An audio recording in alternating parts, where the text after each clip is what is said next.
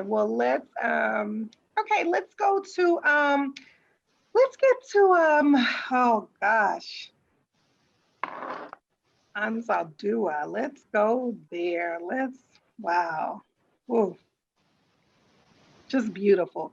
Let's go to one of the last ones. And Leonie, I'm going to ask you to just pick one to read, and we can just get to, kind of Okay. that way. If you could choose one of the in closing questions. Okay. Give me a second.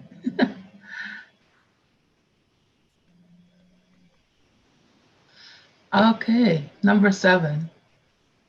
Anzaldúa goes on to ask, why am I compelled to write? I want to know this answer, of course, but also I'd like to ask, why are you compelled to read?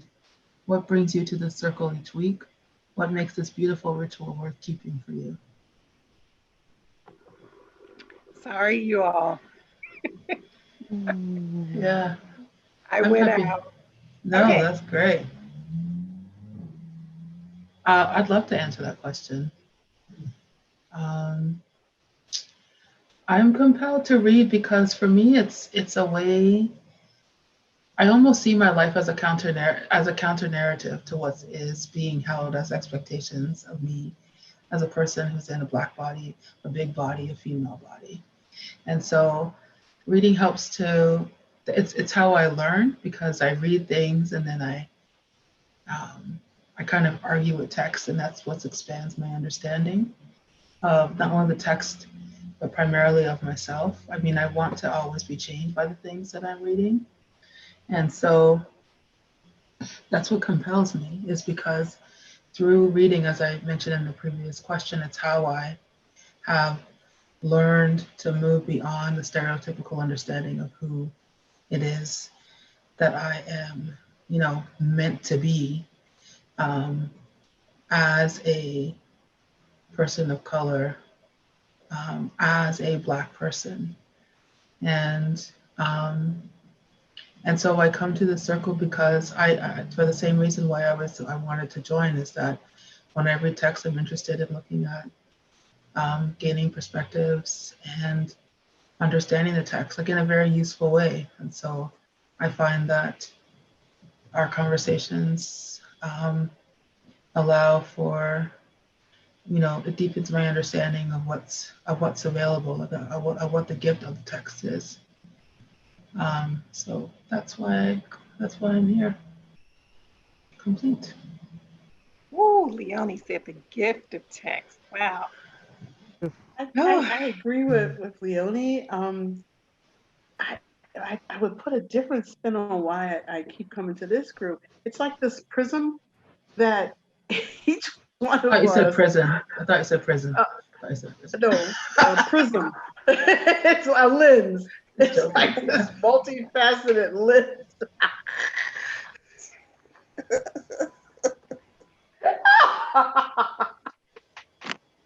Pull it together, kid. Pull it together. Okay, I'm sorry. I just love those jailhouse uniforms that we wear. Yes, I love them. I love a prison guard. Oh my goodness. So I stopped. Oh gosh, that Sorry. tickled my funny bone. But what I was saying is that once you look at the text, I just think that Geo has this way of bringing the spirituality to whatever we're reading. Every once in a while, she pulls out her guns. It's just like you go, yeah, yeah, yeah. And then Michelle has this whole militant 500-year plan where she can just kind of not look at today. She wants to look at the same text in this long planning way. And then, Nicole brings this whole academic thrust, like, well, let's go back and look at what Fannie Lou Hamer said about this. And then we're going to look at, what Audre Lorde said in this particular book. And I'm like, she said that? Really? And then Leonie. And don't forget the poetry and the singing that you bring. Oh, yeah. Right. So Right. I just know that Leonie will come and say, this is how it works when you look at it through different spaces. So it's just so multifaceted where the text goes, no matter what book we're reading with this group. It's just like this quiet gem. And so I can see how Michelle says, let's make it live. And I'm like, no, let's just keep it down south. But I just think that no matter what it is we're reading, by the time we're off the call, I have learned so much so that I'm not looking at life with this narrow view. So my view always gets times by 5 by coming to this group, and also with Benita too. Yeah. Yeah. That's beautiful, Kim. Anyone else? I think Kim just said it all. She said everything I wanted to say, but couldn't find the words because she's a poet. No.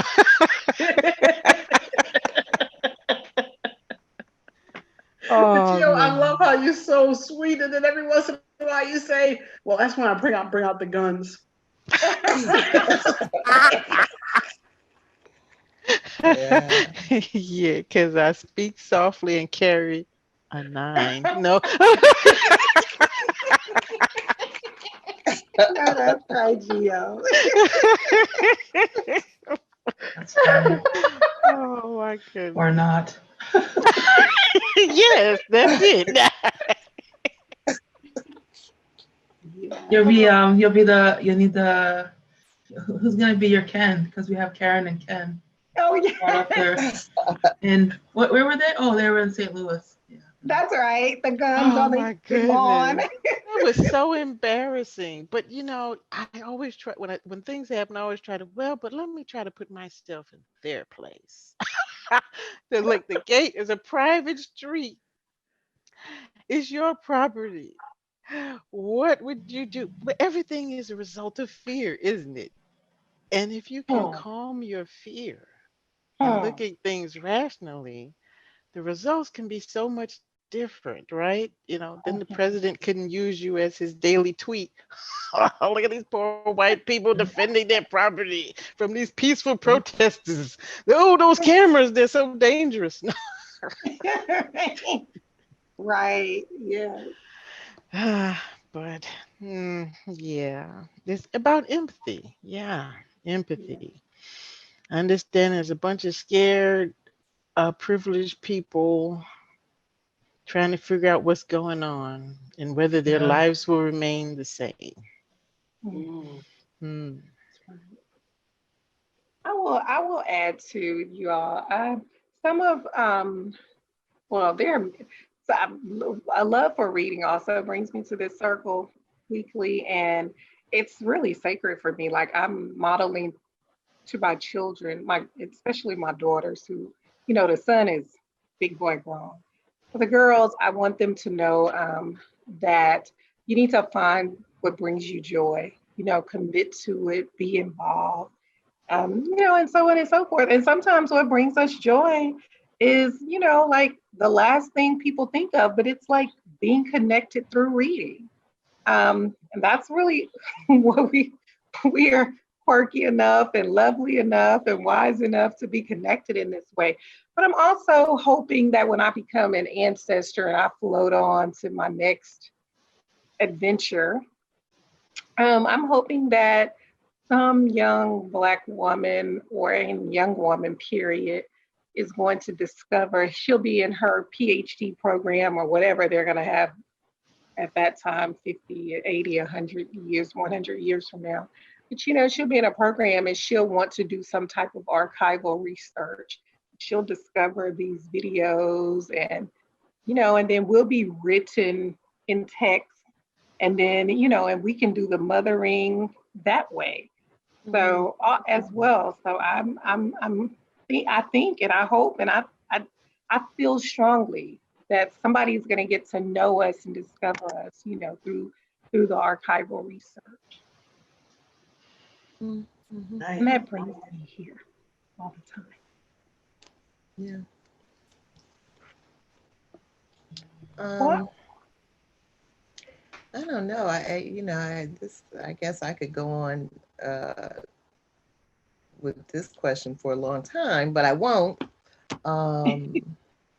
I just I'm a Sagittarian, you know, so I've kind of been on a lifelong truth-seeking quest, and you know, and one of the main things I've learned is that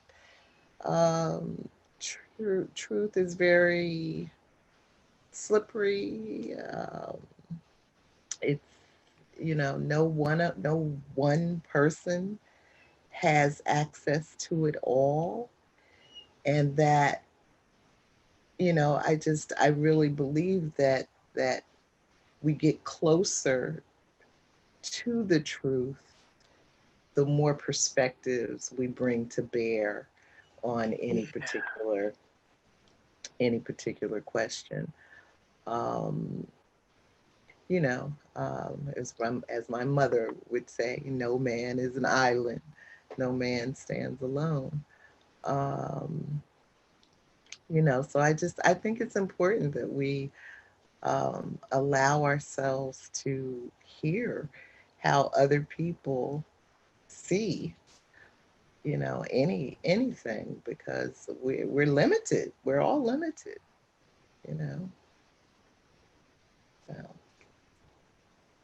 what I don't understand are those people that think they know everything. You know? And I don't ever want to be that person. I mean, you know, here we are this week. Um, and I mean, I can imagine, but I can't imagine how I would feel if I had a child in Afghanistan and we were talking about the president not reacting to reports of Russian bounties being put on soldiers' heads. And then you say, did he know about it or did he not know about it? Well, he's not much of a reader. We put it, I mean, what the hell?